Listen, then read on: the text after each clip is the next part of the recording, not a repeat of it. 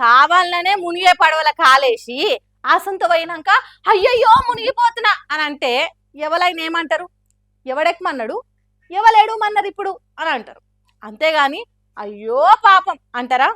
Pocharam sir పరిస్థితి గట్లనే ఉంది పొర్రి. ఇప్పుడు కార్లో కూసున్నాడే కదరుండే చెయ్యి పాటిలో చేరి ఇలువ చేజార్చుకున్నాక బాధపడిందట ఇట్లా పాపం.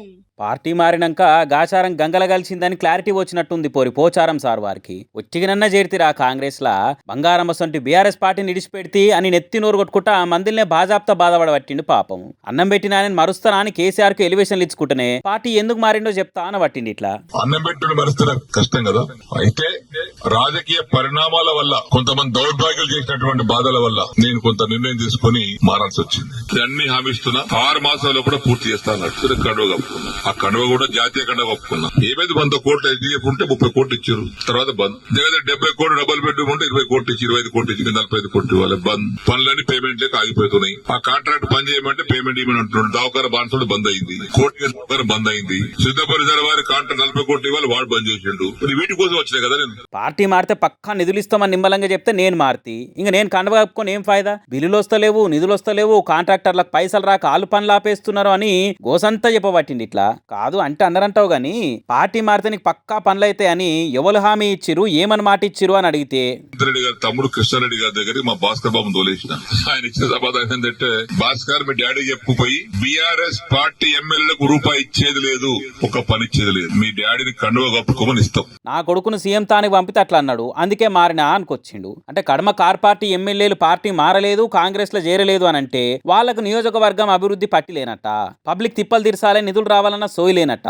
అంటే పవర్లు ఉన్న పార్టీలు ఉంటేనే పనులు అవుతాయి, పైసలు వస్తాయి, బిల్లులు టైంకి వస్తాయనంటే ఇక ప్రజాస్వామ్యంలో ప్రతిపక్ష పార్టీలు అనేవి ఉండొద్దు, అపోజిషన్ లీడర్లే ఉండొద్దు అన్నట్ట. ఎట్లా అని పోచారం సార్ మాటలు ఎన్నోళ్ళు అరుచుకోబట్టి గట్టిగానే. పోనీ పనులైతే అంటే పోయినానంటివి, ఆఖరికి పోయినా ఏం లేదు, అంత ఒట్టిదే డబ్బా బబ్రాజమానం భజగోవిందం అనబడితివి. శివరమైనాక వివరం తెలిసినట్టు ఇప్పుడు చేయి పార్టీలో చేరి చేతులు కాలినాక బర్ణాలు దోలాడుకున్నట్టు చేస్తే ఏం లాభం చెప్పు పోచారం సారు అని అనుకుంటే కార్యకర్తలు కూడా తలో తీరు మాటను పట్టిరు. పార్టీలు ఉన్న రోజులు పదవులు తీసుకొని మళ్ళా మా పార్టీ గుర్తు మీదనే గెలిచి కష్టకాలంలో కారు సవారీ జాలనుకొని కాంగ్రెస్ లో చేరి రేవంత్ రెడ్డి తోపు లీడరు, పనితరంగల్లా ప్రధానాయకుడు అని మాటలు చెప్పి అసలు ముచ్చట తెలిసినాక ఇప్పుడేమో కేసీఆర్ అన్నం పెట్టిండు, రేవంత్ రెడ్డి సున్నం పెడుతున్నాడు అని మాట్లాడితే అయిపోయినా అని అనుకుంటా బీఆర్ఎస్ లీడర్లు బీపీల మీద కౌంటర్లు వేస్తున్నారు. ఇక ఇంకొందరు ఉండేమో పాపం ఆయనకు బాధ అనిపించి బయటికి చెప్పిండు కానీ అట్లా మాటలు నమ్మి పార్టీ మారి చెప్పుకోలేక నెత్తుకొట్టుకునేటోళ్ళు మస్తు మంది ఉన్నారు కాంగ్రెస్ లా అని కామెంట్లు వేస్తున్నారు కూడా కొందరు. మరి పోచారం మాటలకి కాంగ్రెస్కి వెళ్ళి మన కవర్ డ్రైవ్లు అన్నీ వస్తాయో రేపు చూడాలిగా.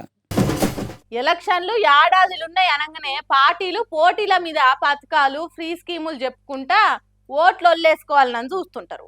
పవర్లకు వచ్చినాడు రాముడెవలో రాకాశెవలో ఓట్లలో డెక్తే చాలు అనుకుంటారు లీడర్లు. ఆయనతో పవర్లకు వచ్చినాక ఆ పథకాలు అరా కోర అమలు చేసేందుకు కూడా 1000 కోట్ల అప్పులు చేసి జనాల నెత్తి మీద తల ఆయన తెస్తారు. అసొంటి ఉచిత పథకాలు చేయంగా కొందరు ఎంత సోమరిపోతులు అయిపోతుర్రు. అర్హులకు కాకుండా ఆళ్ళీళ్లకు ఎట్లా పథకాలు పక్కదో పడుతున్నాయి అనేది ఆళ్ళీళ్ళు కాదు, హైకోర్టు జడ్జి సరే చెప్పిండి. ఇట్లా ఫ్రీ పథకాలు పెడితే బాధ ఉంది, తీసేస్తే ఇంకో బాధ ఉంది. పోన్రి ఓ కేసు ముచ్చట్ల హైకోర్టు జడ్జి సార్ మాట్లాడుకుంటా ఫ్రీ పథకాలు చేయంగా జనాలు పని చేసుడే బంద్ చేసి కాడుకొచ్చింది కథ. అర్హులు కూడా కాదు, ఐఫోన్ పట్టుకొని పల్సర్ బైక్ వేసుకొని కంట్రోల్ బియ్యం పట్టుకపోతురు. 1 కోటి కుటుంబాలకు మీద తెల్ల రేషన్ కార్డులా. అరే పని చేస్తేందుకు మన తాన కూలీలు దొరకక బీహారు ఛత్తీస్గఢ్కి వెళ్ళి పట్టుకొచ్చి పని చేయించుకోవాల్సి వస్తుంది. 1000 కోట్లు ఉచిత పథకాలకే పోతే సర్కార్కి అప్పులు పెరుగుడు తప్పితే ఏముంది అని మాట్లాడుకుంటా మొన్ననే ఓ వీడియో చూసినా అనుకుంటా. పని కల్చర్ మర్చిపోయారు కదా. ఒకప్పుడు మనుషులు పని చేసే వాళ్ళట అని మ్యూజియంలో పెట్టాలి అంతే. ఒకప్పుడు మనుషులు పని చేసే వాళ్ళు ఏదో మొన్న అదే డాక్యుమెంటరీ చూసి ఒక ఆయన చెట్టు కిందనే పడుకొని ఉంటాడు, రోజు ఒక ఆఫీసర్ పోతూ ఉంటాడు, ఇట్లా చూసుకుంటూ పోతుంటే ఈయన హాయి కాలు మీద కాలేదని పడుకుంటాడు. అంటే ఆఫ్రికా ఓ రోజు వచ్చి అన్న నువ్వు ఏ పని చేయకపోతే ఎట్లా గడుస్తుందంటే ఆయన మొత్తం తీస్తాడు. ఇగో ఈ పథకం కింద నాకు ఇది వస్తుంది, ఈ పథకం కింద నాకు ఇది వస్తుంది, ఈ పథకం కింద నాకు ఇది వస్తుంది, ఈ పథకం కింద నాకు ఇది వస్తుంది, ఈ పథకం ఇంకా నేను ఎందుకు పని చేయాలంటాడు. అప్పుడు అంటాడు ఏ ఉద్యోగం చేయడం దగ్గర దండగా ట్యాక్స్ తప్పని పక్కన కొంచెం మంచం ఉంచవే నేను కూడా వచ్చి పడుకుంటాను అంటాడు. ఇది దయచేసి నేను ఏదో రాజకీయ పరమైన ఉపన్యాసమో ప్రభుత్వం అనేది విమర్శించట్లేదు, మనందరం ఆలోచించాలి కదా. సారు పురాగా పూసగుచ్చినట్టు చెప్పిందని తిన్నారు కదా. ఇక ఇప్పుడు మన మైక్ టీవీ ఉచిత పథకాల మీద వేసిన స్కిట్ చూడుండ్రు సారి. ఫిదా తెలుగు మొన్నా మైకి women celebs join this. I'm for 10. I want to change the way your skills unprofessional కూడా.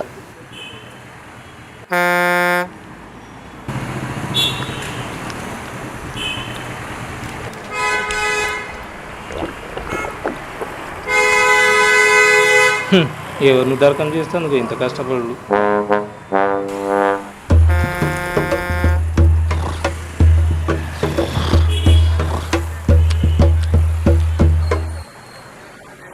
వీడు మారాడు.